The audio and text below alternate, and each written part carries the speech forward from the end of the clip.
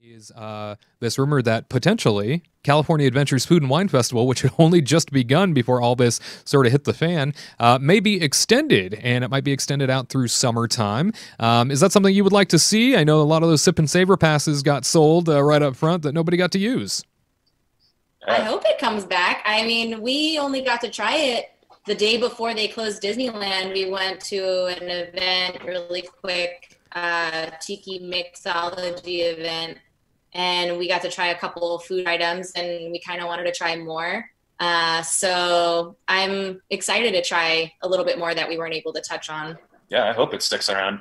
I mean, it would be a really big loss, not just for, all the guests, but for Disney too, if they just spent all this time and energy, creating these menu items and events and things like that, and then it's all gone. So it may be a little hard to try to reschedule the chefs and stuff when they do the what is it called, the hands-on kind of thing with some of the chefs, for the Demonstrations. The demonstrations. Thank you. And so that might be a little hard, but there's always other chefs that they can try to get instead and try to still do the mixology events. I would go again. It was super fun. Yeah, absolutely. I mean, to only have what was that, 2 weeks, I guess, of time, less than 2 weeks to really get the selections out there and get the offerings presented to the visiting public before they had to shut down. Kind of sucks. I mean, I get it. This is the least of anybody's worries right now, but it would be nice to see on the other side of this pandemic. Perhaps the Food and Wine Festival does stick around. It's a great cash cow for the company too, and right now, as they're hemorrhaging cash, this could only be helpful to keep around after they return. And I know that certainly a lot of questions will probably be brought into being as they approach the food and wine festivals from now on, when it comes to sanitation and when it comes to being clean in the parks, and sort of what that looks like on the other side. I know we've talked about this previously on the broadcast, where we've discussed, what will the park experience look like after this? And I think that food and wine festivals are definitely, or food festivals entirely, are going to be sort of reevaluated in not only how they are presented, but probably how guests are able to receive them. Do you think that there might be some validity to that?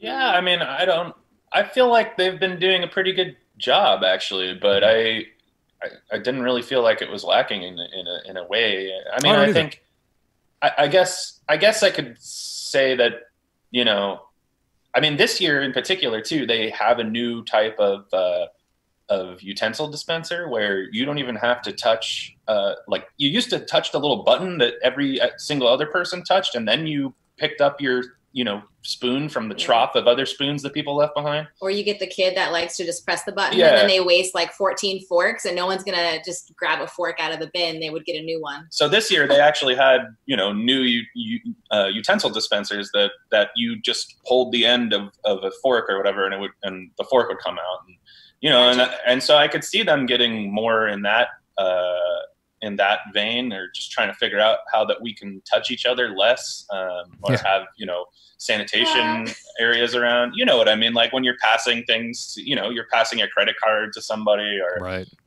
All these things. They really need to get their credit card system figured out too, with the whole swipe. You have to swipe on some of them, but some of them, one has a chip, works. One doesn't.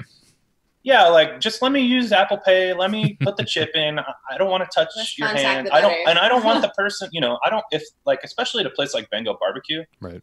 The people that are working the cash registers are the people that also bring you the food. So they're not washing their hands every time they're touching somebody's credit card and somebody's money and stuff like that. I guarantee it. I've never seen them wash their hands. So, the less that they have to do with the things that I'm handing them, the better. So.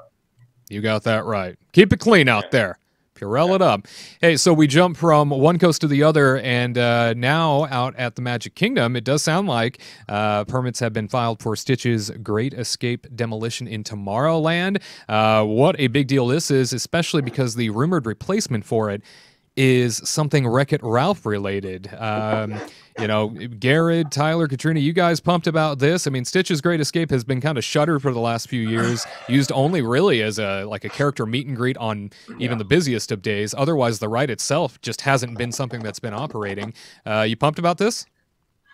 I truly am. I only got to go on Stitch's Great Escape once, and I thought it was really cool. I heard before it where it was like alien encounter. I heard that was absolutely terrifying, and I wish I could. It was really cool. That. It was really awesome, actually.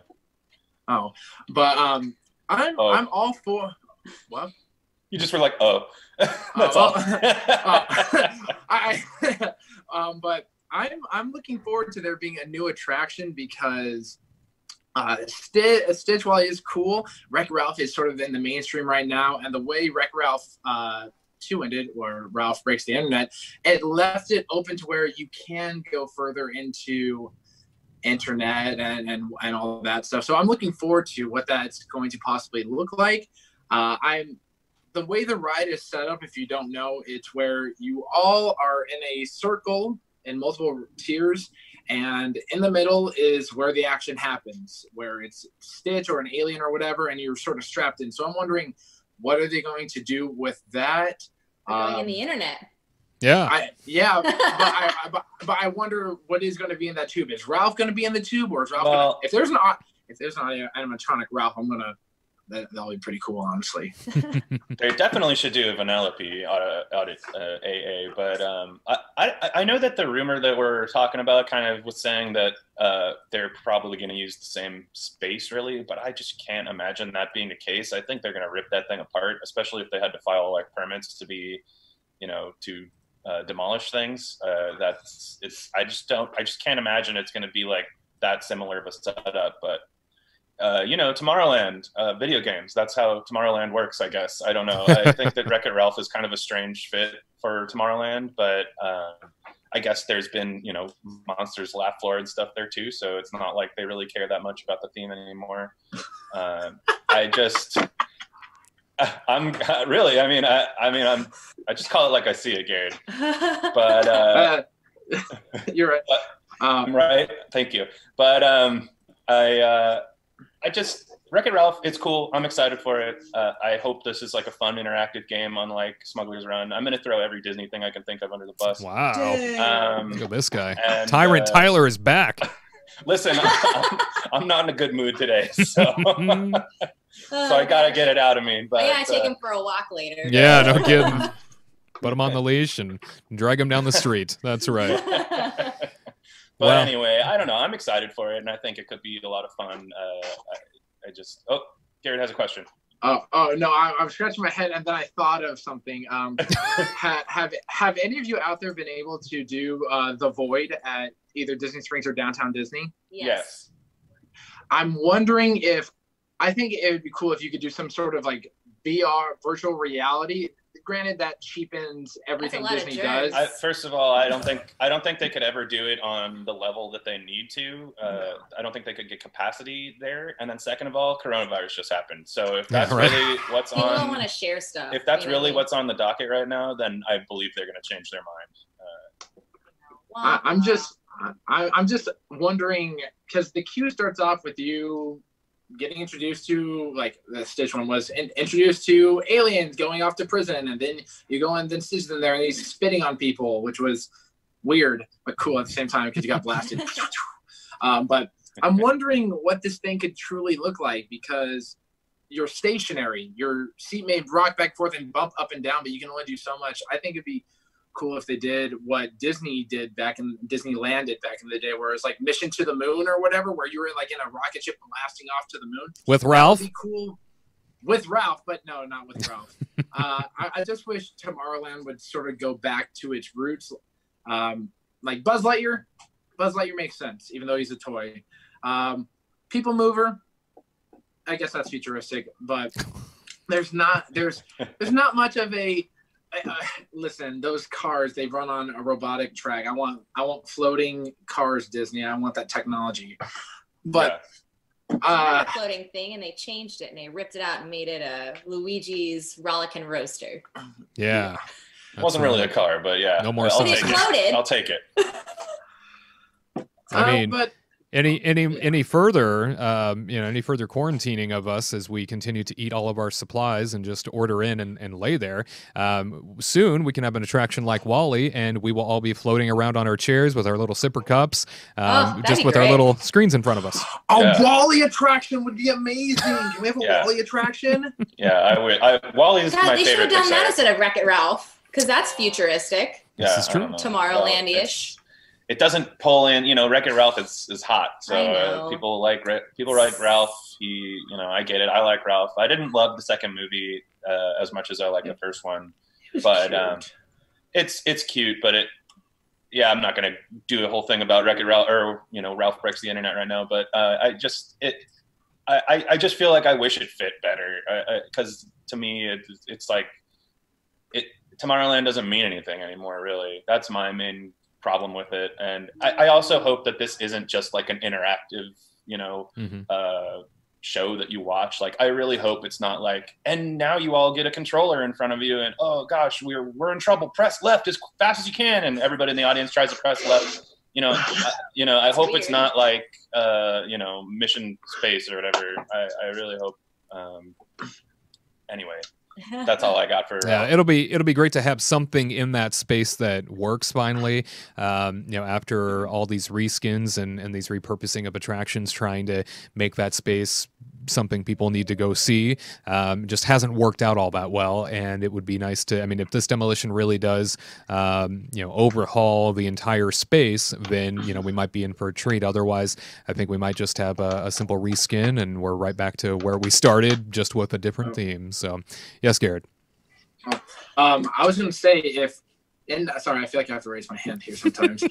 But if they gutted a good portion of Tomorrowland, like you get rid of the Merchant of Venus, you get rid of maybe a little bit of Cosmic Rays, and just like the shop on that section, and you pretty much take out the walls, you could easily make a very simple classic Disney dark ride such as Snow White's Scary Adventure or Peter Pan. You could easily get something in there that's cute and simple, maybe add some new show elements like rotating cars or something. I see in the production dungeon, producer Kurt is shaking his head. No, you can't get rid of Cosmic Rays. How dare you, Cosmic Rays? No. Dude, it's not that good. It's amazing. Don't give me that. No, I'm cutting your mic right now. Wow. What do you expect Sonny Eclipse to go do, Garrett? Really? What's he supposed to do? For 6 months, he didn't even work. I think he should have his own ride. Oh, okay with that. I would love that. I would go on that. I want a Sonny Eclipse ride. That might have been the best thing you've ever said. You know what? I think you are onto something, Katrina. Yeah, that's a big deal.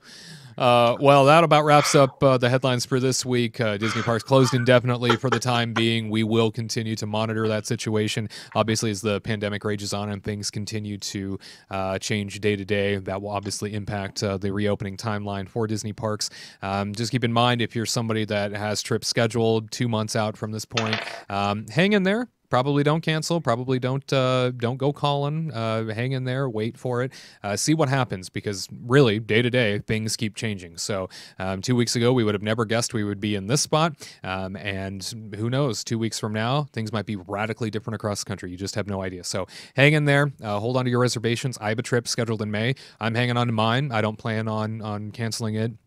Even as we, make our way through April, I'm still going to hang on to it. So at any rate, that about wraps up the headlines for this week. To all who come to this happy place, welcome.